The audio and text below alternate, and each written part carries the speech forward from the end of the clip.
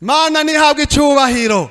Gukurikira Yesu si imigenzo, so kwinjira mu idini gusa, no kuronka ingabire y'Imana, no kumvise ingabire y'Imana. Igihe Eliya yaraduze mu ijuru, ingene Elisa amaze kumusaba imigabane y'impuhemu, imigabane ibiri y'impuhemu iri muri we, yamubwiye ngo usavye ikigoye ngo mugani wambona ngitandukana nawe biraza kukubera uko. Hanyuma muri uwo mwanya amaze guterwa mu gashuru k'umuriro, abona umutamana ukorotse wa Eliya, acarawusamara wakira, atabagura gwiwe yarafise Elisa arawiyambura, yikubita ku mutamana wa Eliya. Umwe yabonye ukora ibitangaza, arengana kuri Yorodani, awukubise Yorodani guca rwigaburamwo kabiri, akabona ararenganye ko ari uzomufasha. Ngomba kuvuga iki? Umuhamagaro, gukurikira Imana, hari ikintu banza kwakira. Ega ntugenda uri gusa, hariho ukugorora kubanza guhabwa. Imana nishimwe. Hariho ubushobozi bwa mpwemu yera ubanza kwambikwa kugira ngo ushobore gukurikira Yesu neza.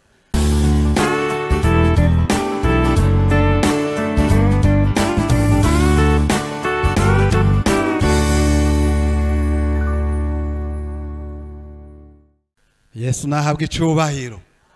Turamukanye mwese mu izina rya Yesu Kristo. Imana ishimwe cyane kuri kino gitondo dufise kuba imbere y'Imana. Umuntu wese ndazi ko ari Imana yamuraritse, yumvise ijwi ryiza rimwibutsa, rimubwira kuza mu ngoro y'Imana. Rero ugasanga biri mu mutima, biri mu muntu, aza afise inyota yo kuba mu ngoro y'Imana, afise inyota y'ijambo ry'Imana.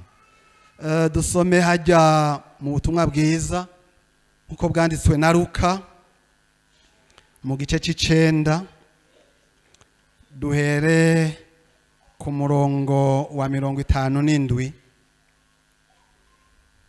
tugeze kuri 62. Luka igice c'9 umurongo wa 57 kugeza kuri 62. Dusome mu izina rya Yesu. Gukurikira Yesu. Bariko baragenda mu nzira, umuntu aramubwira ati ndagukurikira aho uja hose. Yesu aramubwira ati imbwebwe ziri n'imyobo, n'ibiguruka mu kirere biri n'ivyari, ariko umwana w'umuntu we ntagira harambika umusaya. Maze abarira uwundi muntu ati nkurikira.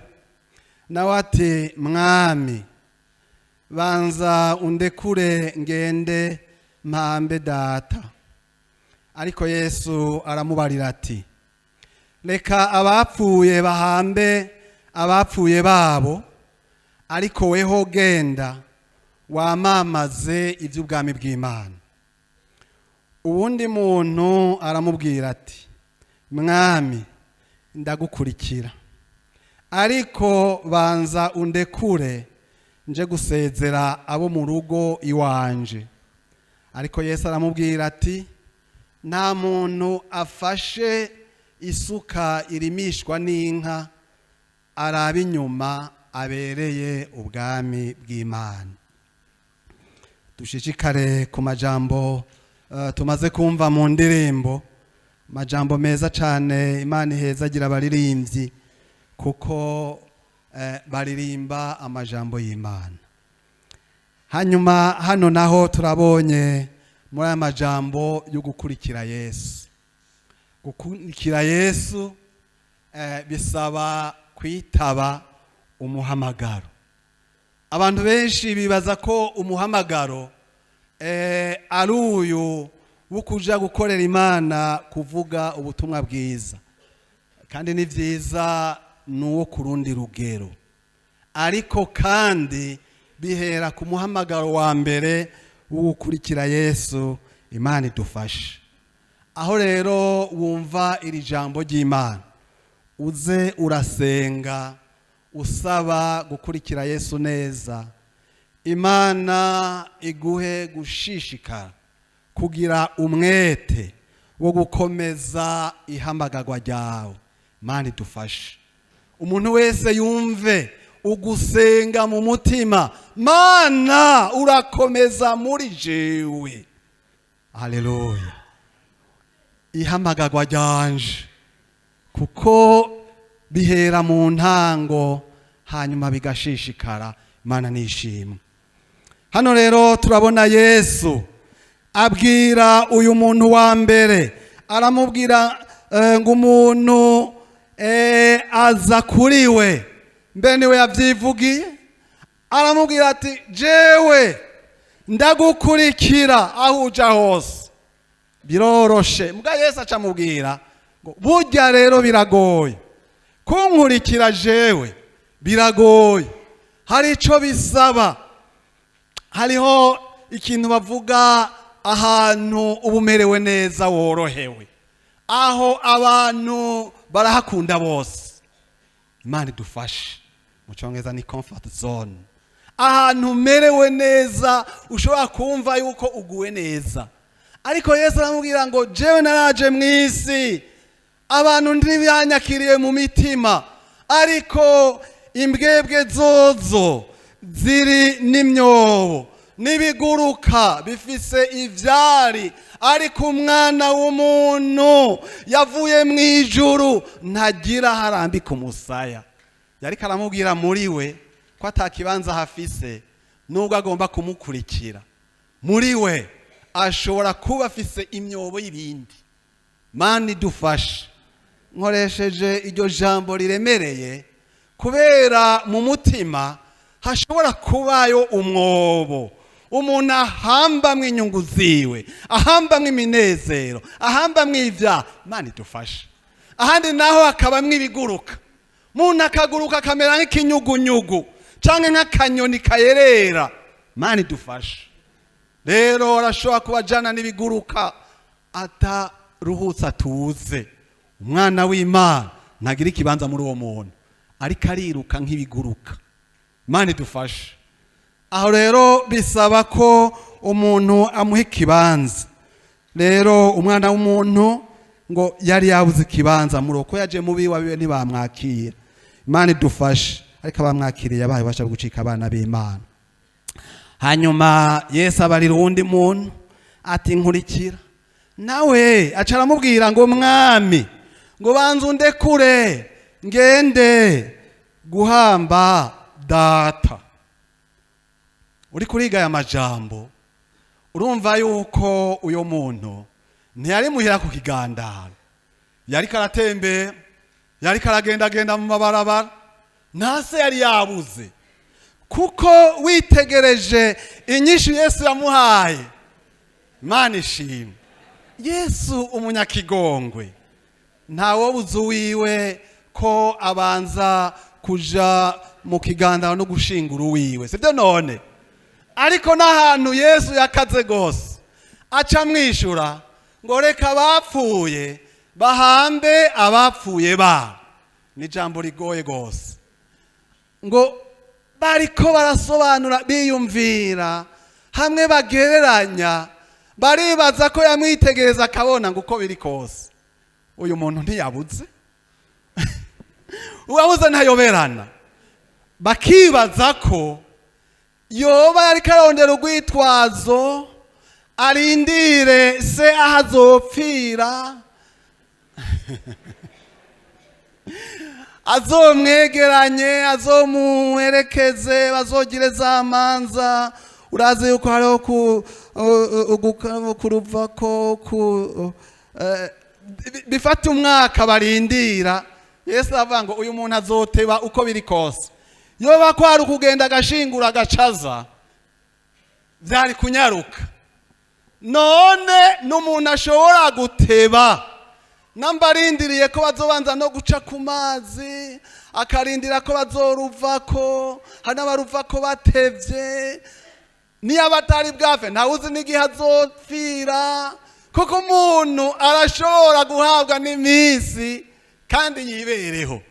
Imana ntihabwe icyubahiro. Arashobora kuramba wibaza ngo ni nzopfejo aja hehe, umuntu apfa hageze. Yesu arabona ko ivyo vyose ari ugwitwaza ariko aragira. Ashobora kuba ari umuntu yibereye mu vyaha, ashobora kuvuga ngo mube muramutwo n'inwera, abaribera mu biboreza, umwerera w'abatama wiboreza. Imana igufasha ubivemwo, n'umutama arabivamwo akakira Yesu. Hari abatama bava ngo ntibonwa amazi, ngo ntibonwa fana, ega barayinwa gose mu izina rya Yesu, bakagira akabiri keza bakayagayaga. Rero Yesu acamubwira ngo reka bapfuye bahomba bapfuye bawe.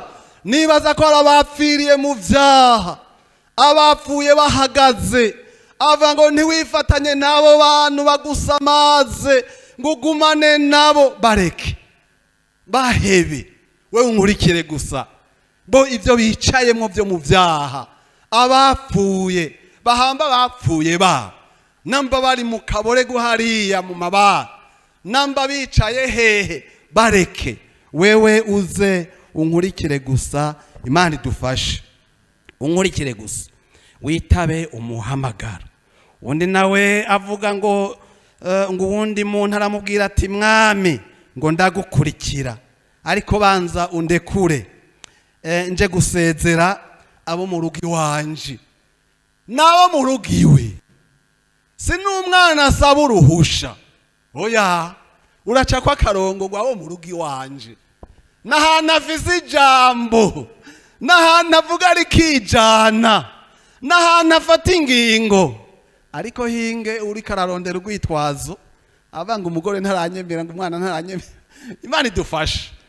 Aje gusezera rero bariko basezera biragora. Hari gihe acatangura kuvuga ngo mutaha, ngo nukuri birakugo ubwenge mbe bwagiye. Impanuro z'abakiri bato z'abasore aba iwe iyo gusezera ubahamagara baze ni vyiza, mufatanye urugendo, ariko ubasezera kirimo no kubahanuza. Hariho kuba umuntu akifise imitima ibiri atarafata ingingo, acibaza iryo bomubwira, mbe bamubwira irihe, bamwe mugomba gukurikira uyo, ngo reka twese turi ngaha. Yesu acambwira ngo rero iyo umuntu afashe izuka irimishwa n'inka, nasubira kuraba inyuma, aravye inyuma ntabereye ubwami bw'Imana. Imana idufashe, ntiturabaraba inyuma, turabashishikara baraba imbere bakaramiriza. Turabona uburorero bumwe bw'abantu bumvise bahamagawe baca baritaba. Ntiturinda kujayo. Turabona Elisa ariko ararimisha inka, kandi zari 24 zifatanijwe zibiri inka zirima, ari nyuma yazo azimirije canke azishoreye, nawe nari karakora ari karakora zigendera imbere yiwe n'abafisi y'inyuma, agenda ari mu bikorwa. Hanyuma Eliya mubonye ishaka ryiwe acamuterera kumutamana, amubwira atanica avuze. Elisa umuhamagaro wamufashe acambwira ngo banza undeke nje gusezera. Ubwo nyene acava ngo none jewe nadakugize iki, ariko ari Imana ari mugize, yari mukoze mu mutima, yari muhamagaye ngo yamutereye kumutamana. Uri kuri yumvira gutererwa kumutamana ni jambo rikomeye. Imana nishimwe. Umutamana hajya amurobanuye nk'umusubirizi wiwe mu gikorwa cyo kuvugisha. Kandi ushishikaye usoma Bibiliya neza, ubona igihe Eliya araduze mu ijuru, ingene Elisa amaze kumusaba imigabane y'impuhemu, imigabane 2 y'impuhemu iri muri we. Yamubwiye ngo usavye kigoye ngo mugani wambona ngitandukana nawe biraza kukubera uko. Hanyuma muri uwo mwanya amaze guterwa mu gashuru k'umuriro, abona umutamana ukorotse wa Eliya, acarawusamara wakira, atabagura gwiwe yarafise Elisa arawiyambura yikubita ku mutamana wa Eliya. Umwe yabonye ukora ibitangaza arengana kuri Yorodani, awukubise Yorodani guca rwigaburamwo kabiri akabona ararenganye ko ari uzomufasha. Ngomba kuvuga iki? Umuhamagaro gukurikira Imana hari ikintu banza kwakira. Ega ntugenda uri gusa, hariho ukugorora kubanza guhabwa. Imana nishimwe. Hariho ubushobozi bwa Mpwemu Yera ubanza kwambikwa kugira ngo ushobore gukurikirana Yesu neza. N'umunyabyaha hajya Mpwemu Yera akora muri we kuko aramwemeza. Imana nishimwe. Muzava mwibaza ngo Mpwemu Yera ngo nuwabagororotsi gusa, ni nuwabisi ngo arabemeza. Yesu adufashe. Hanyuma bica bigenda neza kuko yaciye agira umunsi mukuru wo gusezera mu rugo muhira ko agiye mu gikorwa. Rero bose ntibagira umuhamagaro wo abavugishwa nka Elisa, mugabo twese turagira umuhamagaro wo gukurikira Imana kandi tukawukomeza. Bigasaba ko turonka n'icyo kuwukomeza tukabandanya. Turabona ba Rusi bitavye bagiye, akurikiye Nawomi avuye mu wabo akurikiye. Biboneka ko yari yafashe ingingo ikomeye ko gukurikira n'ugufata ingingo, akavuga ngo nta kintu kizotuma ndekura nsubira inyuma, jewe ndagukurikiye. Imana we niyo izoba Imana yanje, igihugu canje nico kizoba igihugu canje, ubwoko bwa nibwo buzoba ubwoko bwanje, aho uzoba niho nzoba, aho uzopfira niho nzopfira, naje bahampambe. Nukuvuga ko yafashe ingingo ikomeye yo gukurikira. Imana idufashe. Ariko mugenzi we Orupa, dusubiye inyuma mu batatahura neza izo nkuru z'abo bantu, ko umuntu ashobora kuba aje ngaho bwa mbere, bari abakazana witwa Nawomi. Ari Nawomi ari abakazana biwe bose uko ari babiri, ngo bose barapfakara, barabapfakazi batatu. Hanyuma rero hagera bari bahunze inzara bavuye i Betelehemu, maze rero hagera aho basubira mu gihugu cabo, bumvise ko Imana yagendeye abantu ikabaha umutsima. Basubiyeyo rero byasaba gufata ingingo ingene bagomba gukurikira. Abo bakazana babiri Orupa na Rusi, uwo Rusi wakarokeza niwe namvuze kuko vyanse ko arekura inabukwe aramukurikira. Ariko mugenzi yitwa Orupa yari umuntu ngo atagonda izosi. Bariko barasobanura mu majambo y'Imana, nubwo yamusezera izosi hariya yirabira hariya muri Yorodaniya imuwabo. Imana idufashe. Yorodaniya kino gihe yirabira hariya, niyo yibaza kazoza kiwe, niho yibaza ko azoronka abagabo. Hariya hari igigwamana c'ubuhumbu c'ubusambanyi, hariya mu bigigwamana hariya. Imana idufashe. Ariko Rusi guhitamwo gukurikira uko umuhamagaro wacu, nimuze tuwukomeze, ukomeze ihamagarwa ryawe.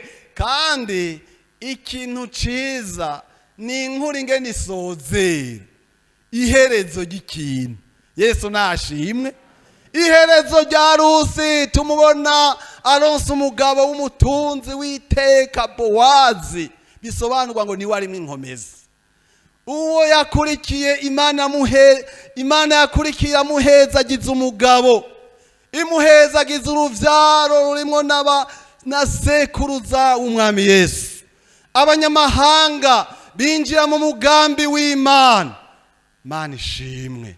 Arico gituma n'abanyamahanga bashobora guhamagagwa bagakurikira Yesu, bakinjira mu muhamagaro w'Imana.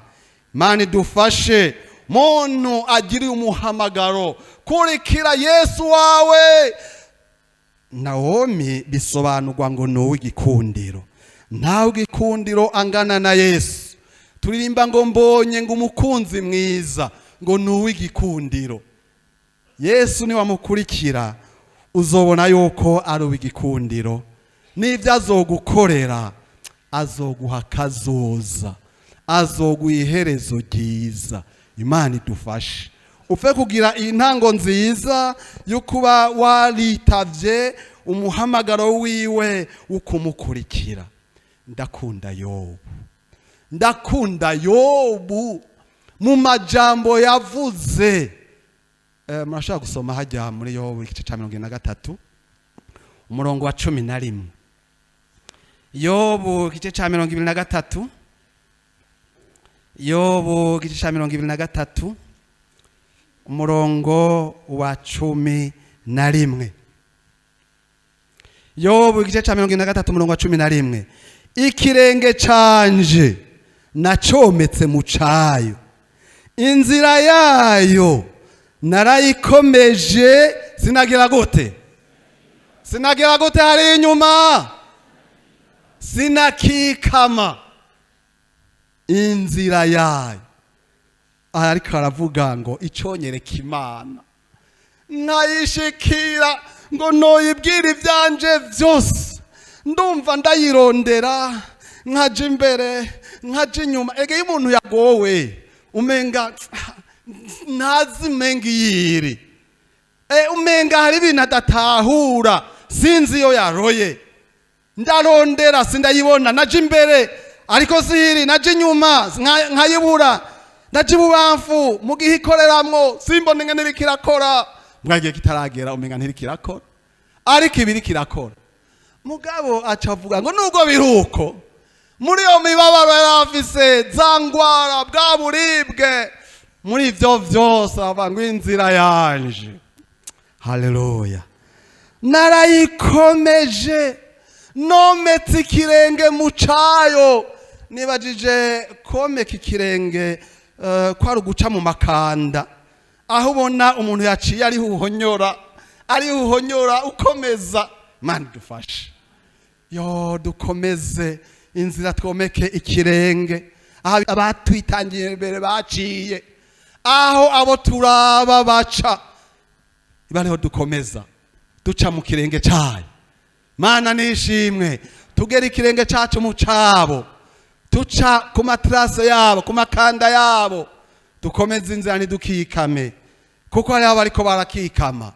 Tumvise babandi ibyo bari bakikamiyemo, umwe avuga ngo yabuze, undi ngo ibyitwazo n'ibyo ngo agiye gusezera. Murazi n'abava ngo baronse inka bagiye kuzirimisha, baguze itongo bagiye kuririma n'ibindi. Ariko dukomeze ntidukikame, gira umwete wo gukomeza ihamagagwa ryawe, ugira umwete wo gukomeza ihamagagwa ryawe. Hariho akandi karo kamwe kundi muntu niyumviriye ko ni Matayo ahamagawe n'Imana. Hajya mu gice c'icenda murashobora kuharaba. Imana idufashe ntidukikame, Imana iduhamagaye ntidukikame. Yobu yashikaye gushinga intahe ngo nashize umutima kwijambo ryawe kuruta uko ndawushira ku byo kujya bintunga, kuko dukomereza umuhamagaro no gushira umutima kwijambo ry'Imana. Niho ukomerezwa mwijambo ry'Imana, mu masezerano y'Imana, kuruta ibigutunga, kuruta inyungu zawe. Matayo 9 ku murongo w'9 tunyarukije. Yesu ahavuye abona umuntu yitwa Matayo yicaye aho yatoreza ikori, aramubarira ati nkurikira. Ava hasi aramukurikira. Kandi Yesu acicaye mu nzu kwa Matayo ariko ararya. Haza benshi mu batoza kori n'abanyabyaha basangira na Yesu n'abigishwa biwe. Abafarisayo babibonye babaza abigishwa biwe bati, niki gitumye umwigisha wanyu asangira n'abatoza kori n'abanyabyaha?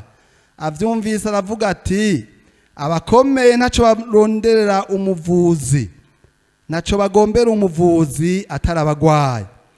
Mugende mwigira ijambo mumenye icyo risobanurwa ngo imbabazi nizo ngomba si bimazi, kuko ntaje guhamagara abagororotsi atari abanyabyaha. Imana idufashe. Turabona Matayo ngaha, uyu Matayo niwe Lewi urashaka no kusoma muri Luka 5 ku murongo wa 27 kugera kuri 32. Yari afise akazi akorera leta y'Abaroma, yatoza amakori, yari yicaye kuri poste y'ahantu akorera, hantu heza cyane, ahantu ku kiyaga haca abantu benshi, ibidandazwa, hari ubutunzi bwinshi aho hantu. Imana idufashe. Aho hantu yari ahicaye ariko arahakorera.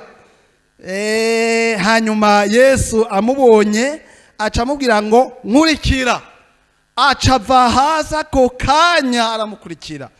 Abanza gukora ikintu ciza, atumira inshuti, atumira abagenzi, abantu benshi baza kwicara mu nzu kwa Matayo, arabazimana ariko arakira na Yesu, agira umunsi mukuru ukomeye cyane n'umunezero mwinshi wuko size byose agomba gukurikira Yesu. Imana idufashe. Hari indirimbo ivuga ngo nsize ubugurano, nsize umwijima, nkurikiye Yesu, ngo ndaje Yesu. Aya ariko arerekana ko aje Yesu. Uyu yari asanzwe ari umuyuda, simvuze ngo kwari kuva mu byaha, oya, yari umuyuda mwiza cyane, azi ibyagezwe. Yahora yitwa Lewi, kandi Lewi ni izina ryiza risobanurwa ngo gufatana. Kandi niho hava Abalewi. Murazi ko ari abantu bari bariyeguriye Imana bakayikorera, batatoranye amashambu canke amatongo mu Bisirayeli, bari biyeguriye igikorwa cyo ku ngoro y'Uhoraho, bagatanga ibimazi, bakarerura ihema, bari bafise ibikorwa mu isezerano rya kera byinshi cyane bikomeye, bari bariyeguriye Imana. Nubwo hari abagira intege ntugasanga babihevye, Imana idufashe dukurikira Imana muri byose. Muri imvye ariko aravuga ngo numva Yesu ampamagara ngo tuzojana muri byose, ngo tuzojana mu bikorwa, ngo tuzojana mu rugendo, ngo tuzojana mu marushwa, tuzojana jewe na Yesu, ngo numva ampamagara. Tuzojana ngo azompa amahoro yose, ngo azompa ubuhigwe bwose, tuzojana jewe na Yesu. Uyo yari yamaze guhitamo kujana nawe. Uku kujana nawe rero, Yesu ngo amuhindurira izina. Yahora yitwa Lewi, yitwa Matayo Lewi, kandi na Lewi ni ryiza. Wagere kuri Matayo ni bishasha cyane. Mana nihabwe icyubahiro. Matayo ni izina risobanurwa ngo ingabire y'Imana. Gukurikira Yesu si migenzo, so kwinjira mu idini gusa, no kuronka ingabire y'Imana, no kufisa ingabire y'Imana. Nawe ubwawe Imana iguhindura ingabire y'Imana. Aha abakozi twahawe ni ingabire Imana ahaye ishengero. Wewe muririmbyi mwese muri ingabire Imana ahaye ishengero, ingabire y'Imana. Urumva yarumva ko agize iyindi ntambuko, kuko Yesu ahora ahindura amazina y'abantu. Petero yahora yitwa Simoni, bisobanura irenga ry'intege nke. Wasanga kuruze kuri Yorodani liko bitaje rimeze gutya, rihungabanishwa n'umuyaga, ari ry'intege nke. Imana ikimuhindura imwita Petero, bisobanura ibuye. Ntiyabaye igitanda ni Yesu, yabaye ibuye ritoye. Mugani ibuye rirakomeye, sibyo none, kandi bagwitanda. Imana idufashe iraduhindura. Sauli ahindurwa yitwa Paulo. Imana iduhindure, kandi by'ukuri duhe kwifatanya na Yesu akaramata, iduhe kwifatanya na Yesu, iduhe n'ingabire, niho tuzoshobora kuyikurikira neza. Rero hariho abakevya, abazimira, abiyonjorora, ariko twebwe dukomeze umuhamagaro wacu wo gukurikira Yesu. Umuhamagaro wacu urakomeye cyane, urakomeye cyane. Mbega umuhamagaro dufise nuwuhe? Tugerageze kwishura ivyo bibazo. Kugira ngo ukurikire ikintu nukubanza ukamenya ivyo ari vyo. Nuyuhe? Umuhamagaro dufise nuyuhe? Mbega umuhamagaro dufise nuyuhe? No guhaganga nkavuga ubutumwa, no kuririmba, oyaye ntibihagije. Nubwo ari byo, ariko ngo tugomba tubibone, umuhamagaro nuwutera uje imbere, ngo nuwo kuja mwijuru. Umuhamagaro dufise so kuguma mwisi, so guhereza mwisi, so kuririmbira mwisi, so gusigurira mwisi, no kuririmbira mwijuru. Haleluya. No kuba mwijuru, so kuzokwama mwisi. We winjiye uno munsi ugenda umenye ngo umuhamagaro wanje no kuja mwijuru, nuwo mwijuru, no muhamagaro dufise. Ni amajambo Paulo yavuze, amajambo dusoma kenshi, ariko aravuga mu Bifilipi 3 umurongo wa 12 gushika kuri 14. Yabivuze neza cyane, ariko aravuga ne abandanya. Eka turabe 3 kuri 12, ariko aravuga ngo 3:12 kuri 14. Abifilipi 3:12 kugeza kuri 14. So kugira ngo mpejeje kubihabwa cyangwa mpejeje gutunganywa gose, ngo ariko ndabandanya kugira ngo mbone gufata kimwe cyatumye nanje ubwanje mfatwa na Kristo Yesu. Bene data, jewe ku bwanje sinibwira yuko maze kugifata, ariko icyo nkora niki kimwe gusa, nibagira ibiri inyuma, ngashishikara ibiri imbere, cyangwa ngashingira ibiri imbere. Kubishinga ijisho ukabishishikara, ngo ndakovya. Icyo nkora niki kimwe gusa, nibagira ibiri inyuma, ngashishikara ibiri imbere. Ndakovya kugira gushikaho dutanguranirwa ku mpera y'umuhamagaro w'Imana muri Kristo Yesu wo kuja mwijuru. Nariko ndaba iri jambo gushika ku mpera y'umuhamagaro wacu wo kugira gute? Rero umuhamagaro no kuja mwijuru, ngo kandi ufatanye n'impera. Yakovya ngashike ku mpera, gushika ku mpera. Gushika ku mpera rero ningingo umuntu afata. Hajya bariko barasiganwa, yababona impera, hari gihe hajya muri tribune, hajya baba bicaye, baba panze impera baza kwambika abantu. Rero yiruka yishize ku mutima nakayihabwe. Bariko barasobanura ngo yumve izina ryiwe rihamagawe rivuzwe. Uno munsi harama mikro byoca risamirana gose, bose bakumva izina ryiwe ritangajwe. Umuntu agomba ko izina ryiwe rizohamagagwa rigatangazwa hageze gushika ku mpera. Wumve gukomeza umuhamagaro wawe, wongere ko kuja mwijuru. Kumuhamagaro dufise nuwo kuja mwijuru. Imana idufashe. Aho rero aca yibagira ibiri inyuma, bimwe vyo mwidini kera yahora mu vyicubahiro c'abafarisayo co mu Bayuda nibimuhimbara. Bimwe yavuze ngo ivyo sigenda yona nk'ishano, nk'umwavu, kuko atumbera impera azogeregwa kuri wa munsi. Kandi yavuga ngo siwe wenyene, ngo nabakunze bose uguseruka ku mwami. Bakomeje umuhamagaro wawe. Komeza umuhamagaro wawe wo kuja mwijuru. Nturashika rero, sindashika. Iyo dutanguranirwa, iyo dusiganirwa, iyo turondera ijuru. Imana ntihabwe icubahiro. Sinzi icyo twaje kurondera, ngaho waje kurondera iki? N'amafaranga twaje kurondera, turondera ijuru. Winjiye ngaho urondera ijuru kandi ni byiza. Yesu nashimwe. Iwacu ni mu ijuru, si nkano mu Nyakabiga umuntu uzamva ngo yatashe iwabo mu ijuru.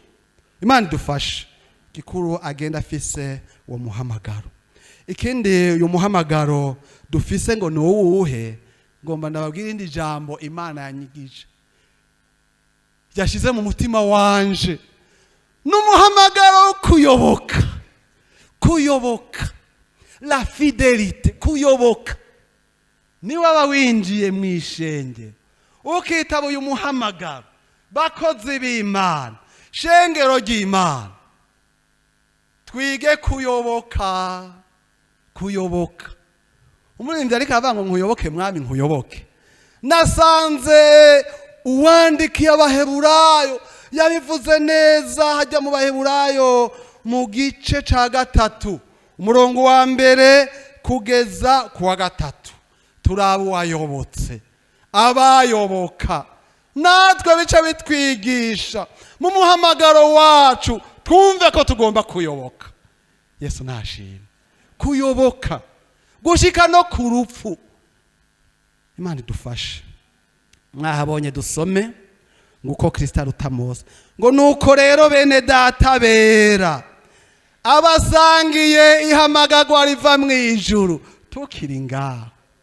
Nihamagagwa riva hehe? Riva hehe? Mwijuru. Haleluya. Umuhamagaro udasanzwe.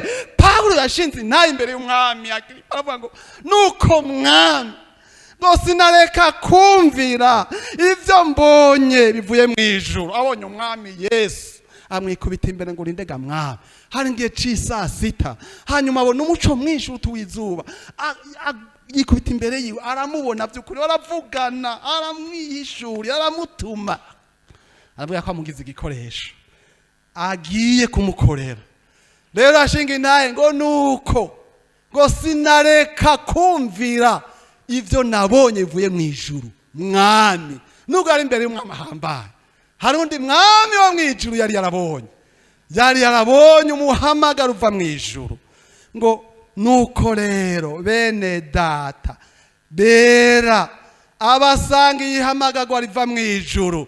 Aha rero ntiyari kabwira abapasitori bonyene canke abavuga butumwa, yari kabwira abera bose ko basangiye umuhamagaro wera uva hehe? mu ijuru. Rero tuwanjanjweko ngo nuko ntimureke kumva Imana iri kiravuga iri mu ijuru, ngo iduhamagara iri mu ijuru. Kuko munahetse kuyumvira byokomera. Dushishikane ngo nimwitegereze Yesu intumwa n'umuherezi mukuru, n'ivyo twizeye tukavyatura, ayobokera iyamutoranije, ayoboka.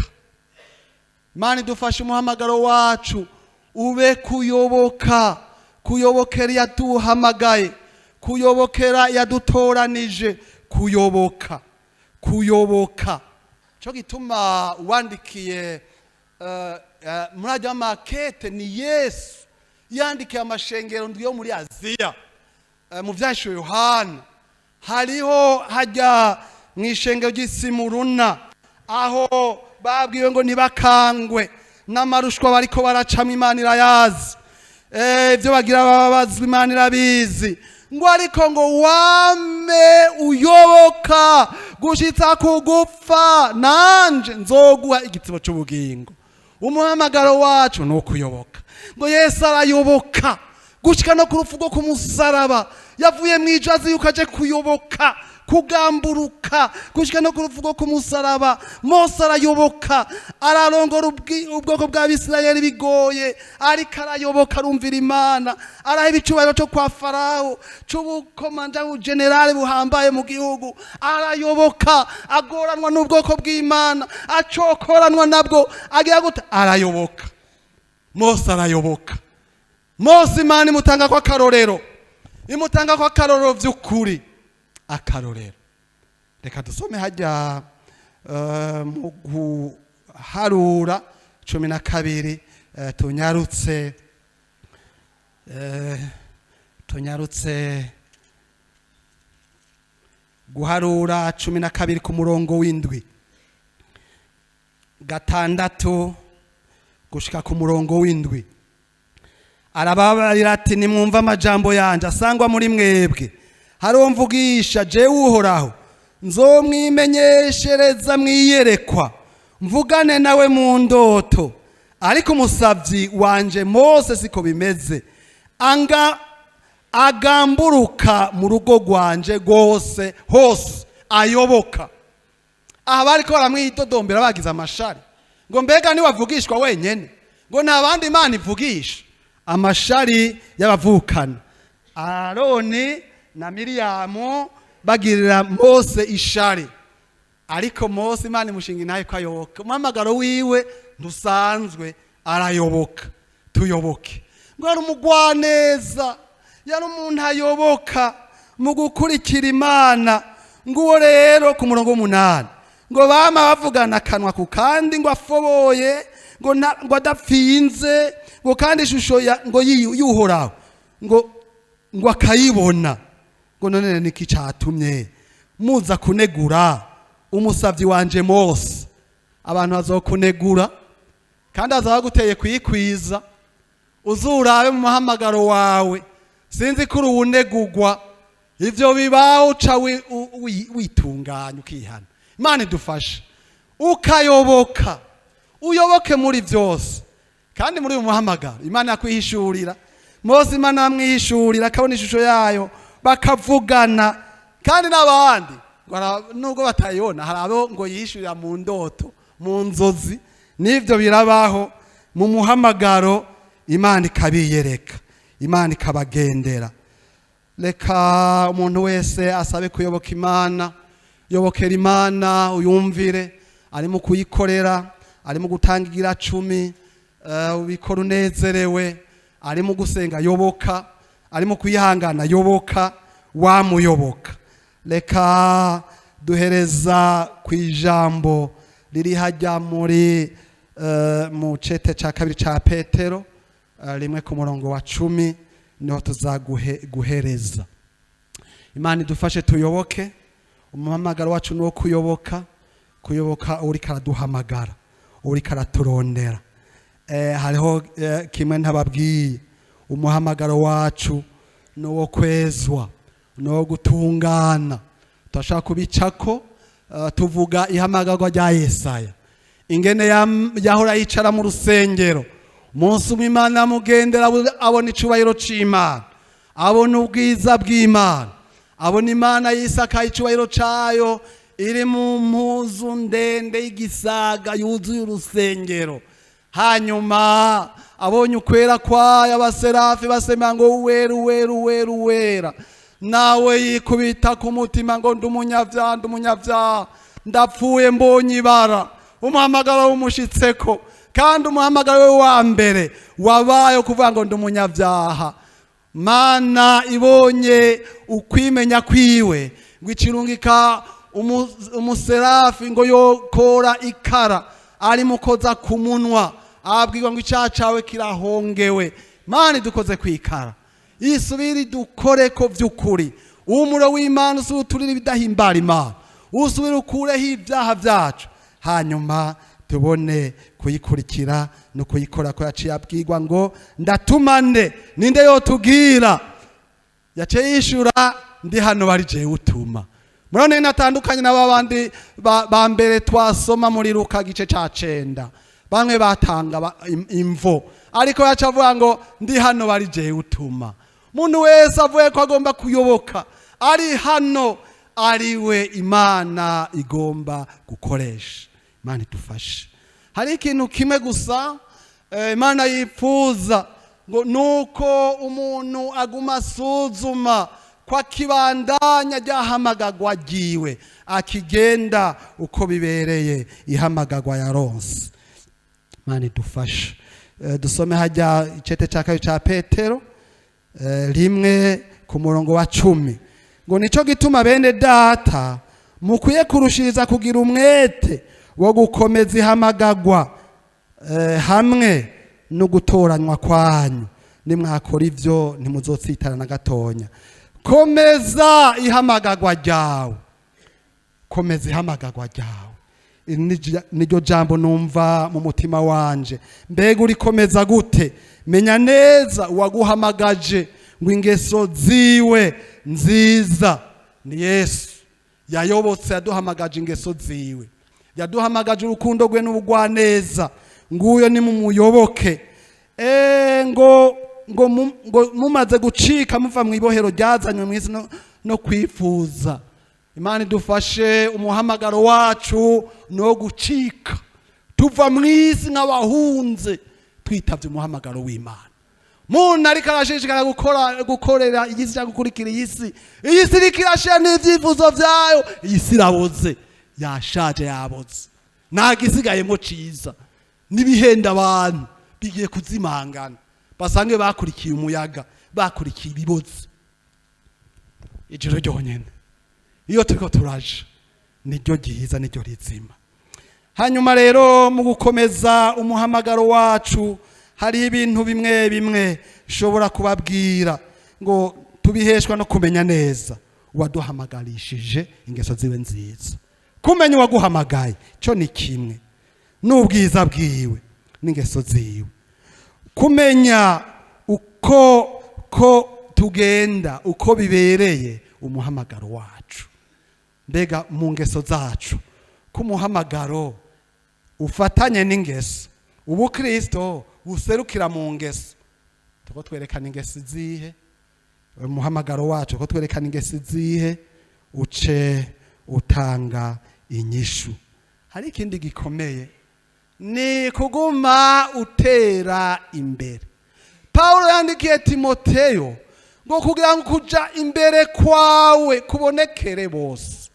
Aha rero ngene umuntu akomeza umuhamagaro wiwe, ngaha nabonye ingene baguma yongerako ukwizera, akongerako ingeso nziza, ingeso nziza azongerako ubwenge, ubwenge kubwongerako kwirinda, ukwirinda wongerako kwihangana, ukwihangana wongerako kubaha Imana, kubaha Imana wongerako gukunda Imana, gukunda Imana wongerako n'urukundo, dushaka gukunda n'abansi, dushaka gukunda n'abantu bose, atari gukunda bene data gusa. Imana idufashe. Umuhamagaro rero n'uw'intambuko kuzoguma twongerako arico umuntu akenye muri uwo muhamagaro wiwe, nagenda aragisaba Imana. Namba hari ukenye ubwenge mu muhamagaro wiwe, nabwongereka busaba Imana. Namba hari urukundo akeneye, narusaba Imana. Ni kugenda twongerako. Hari ico bita extra mile, kongera kindi ntambuko, akandi kigoro. Ego muhamagaro uzogusaba ibindi gumukenera kongerako, gumukenera kongerako, kongerako gusenga, kongerako kwihangana, kongerako urukundo, kongerako ingeso nziza ndizica ubutumwa. Tugomba dusenga Imana. Kongerako umwete ndubu munyabute, kongerako ngo ntuba ingumba ngo mu byo kumenya Yesu Kristo, kongerako umurongo w'icenda havuga ngo iki, tugomba dusenga Imana kuko utagira ivyo ngo ni impumyi abone biri hafi gusa yibagiye umuhagira wiwe w'ivyaha. Tugomba duheze ko aya majambo nukongerako, ntuba impumyi ngo umuntu abone biri hafi gusa, ngo nukubone biri kure. Niyo muhamagaro, umuntu abone biri kure yo Yesu ari hariya mwijuru, impera zohabwa iyo ari karaja abona kure. Umuhamagaro agira vision y'ibikorwa bija kure, nabona hafi gusa. Niyo muhamagaro dufise. Imana idufashe no kutibagira muhagira w'ivyaha, ko yibagiye yavuye akibagira ingene yababariwe, biba bipfuye. Ko ari habibagira isi kabibagiza, mubiri cubahiro itunga bikabibagiza. Turatanze kaze ko umuntu agomba kuza imbere y'Imana bamufashe gusenga. Ucuza we wumva Yesu ariko araguhamagara, ivyo wicayemwo kumbe n'ingeso mbi zitabereye canke n'ivyitwazo ugifise. Iri jambo ni iryawe, ngwino ukomeze umuhamagaro wawe. Wumva Yesu aguhamagara ngo umukurikire, ngwino ukomeze umuhamagaro wawe mu gutunganya ingeso zawe. Imana idufashe. Ngwino mufukame aho mugeze, hanyuma duce dusaba Pasteur Mugabe abasengera Imana. Turagushimiye Mana yacu nziza, turashimiye amajambo y'ubugingo nyakubahwa Mana ugaburiye ishengero ryawe. Turagushima ko waduhamagaye umuhamagaro wo kuja mu ijuru, umuhamagaro w'agakiza, umuhamagaro wo kwezwa, umuhamagaro wo gutunganira Imana. Muri vyose Mana turabigushimiye. None bene data bamaze kumva ijambo ryawe ribahamagarira gukurikira Yesu muri vyose, nta rwitwazo na rumwe. Mwami baraje ku birenge vy'umukiza, barasavye Mana imbabazi z'Imana. Turagushimira Mwami Yesu ko ari wewe uharira ivyaha. Turagushima ko waduhamagariye kuja mu ijuru. Mana turabigushimiye. None ababe bapfukamye imbere yawe barasavye Mana imbabazi kuri birya vyose Mana bagize urwitwazo bagasubira mu ntege nkeya bakananirwa gushira ikirenge mu cyawe. Mwami Yesu nubaharire, turabasabira imbabazi Mana, imbabazi ziboneke ko zibeze kandi zibatunganye, kugira ngo bashishikare kumvira umuhamagaro wera wo kuja mu ijuru. Mu izina rya Yesu, intumbero no kuzashika mu ijuru, aho twateguriwe, aho tuzaba ibihe bitazoshira. Mwami turabigushimira. Mwami barapfukamye barakwaturiye vyose, ubezeshe amaraso yawe niyo yeza agatunganya rwose, ubezeshe n'ijambo ryawe, ubezeshe na mpwemu yera, kuko nivyo vyeza. Mana ishengero ryawe rigatungana, umugeni wa Yesu agatungana. None ubane nabo, bambika inkomezi zo kugenda Mana, badasubira inyuma, badasubira muri za ngeso mbi, nta rwitwazo Mana bagira, ariko babandanye urugendo nukubandanira kuja mu ijuru. Mana turabigushimira ingene ubahariye kandi ingene ubejeje. Mana ubeze rwose kandi ubambike ubushobozi bwo kugenda banesha. Umunsi umwe Mwami bazaboneke baserutse imbere yawe, kugira ngo bazahabwe sampera zizahabwa abana b'Imana abagukurikiye mu vy'ukuri. Mana bazahabwa impera. Urakoze Mwami kubikoze, turabisenze mu izina ry'Umwami wacu Yesu, amen. Abagwaye canke bafise ibindi bibazo, bafise izindi ntege nke, bahaguruke aho bari bizeye. Gukurikira Yesu harimwo no gukira, aragukiza.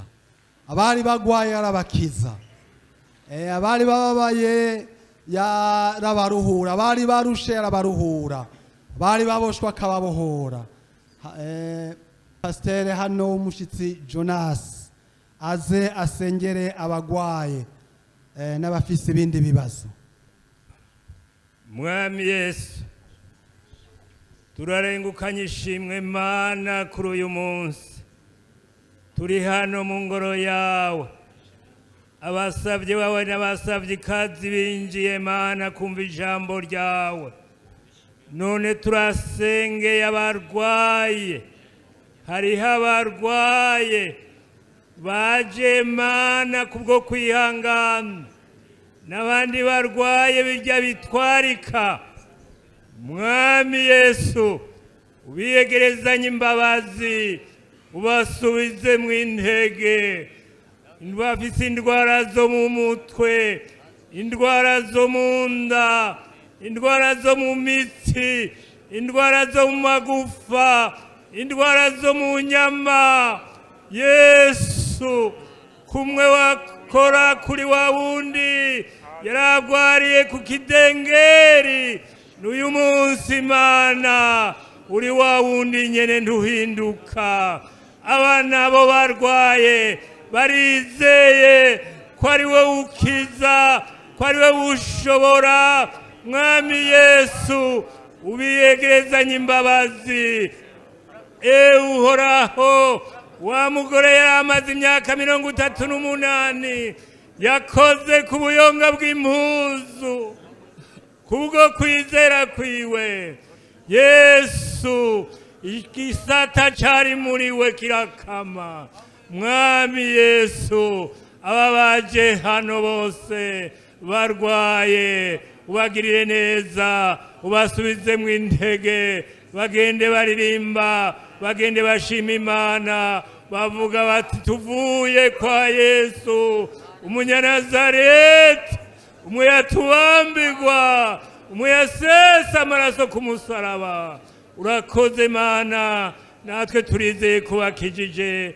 Tubisenze mu izina ryawe ryera Yesu, amen. Musubire mu bibanza, hasigaye ikintu kimwe. Niki kintu c'abifuza ubushobozi bwa Mpwemu Yera. Kubera kuyoboka biragoye, kukomeza umuhamagaro biragoye, bisaba ubushobozi bwa Mpwemu Yera. Kwangu ushobore gukora igikorwa ciza cose, igikorwa ciza cose c'umuhamagaro. Reka dusabe hano umubwiriza abasengera Imana. Muhaguruke, ngira ngo ni nka twese dukeneye kuyoboka, ni nka twese dukeneye Mpwemu w'Imana, dukeneye inkomezi zo kuyoboka no gukurikira, gukomeza, gushishikara gukomeza umuhamagaro wacu. Mwami Imana yacu, turagushima Mwami ko ari we utanga kuyoboka. Turagushima ko ari wewe mwamuhamagara, kuko umuhamagaro wawe uva mu ijuru. Warahamagaye abana bawe, ugihe washika mu isi urabahamagara barava mu vyaha, urongera urabahamagarira n'ibikorwa baja mu ndimiro yawe. Ariko urongera bari ruti ntimugende, mubanze murindira isezerano iryo data yasezeranye, muzoronka ubushobozi Mpwemu Yera niyabazako. Turagushimiye Mwami. Umuririmbyi yararirimbye ngo ntitwoshobora twenyene kwitunganiriza ingeso, ngo niyo tubigejeje biratwankira. None rero Mwami, ishengero ryawe arahagurutse Mana, umwana wawe arahagurutse mu kwizera, arakwizeye yuko utanga ubushobozi, utanga Mpwemu Yera.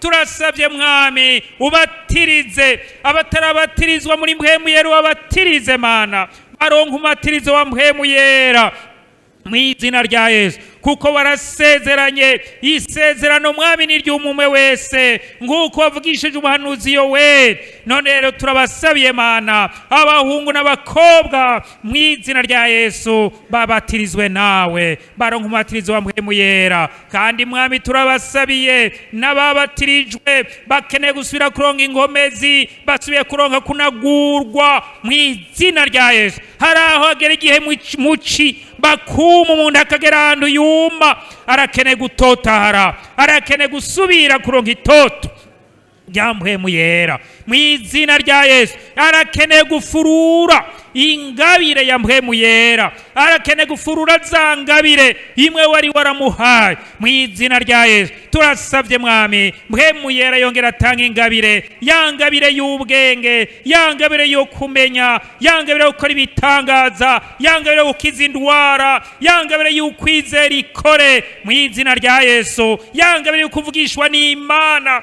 ya ngabire yo kuvuga mu ndimi zitamenyekana, ya ngabire yo gusobanura, n'ingabire yo kurobanura impwemu.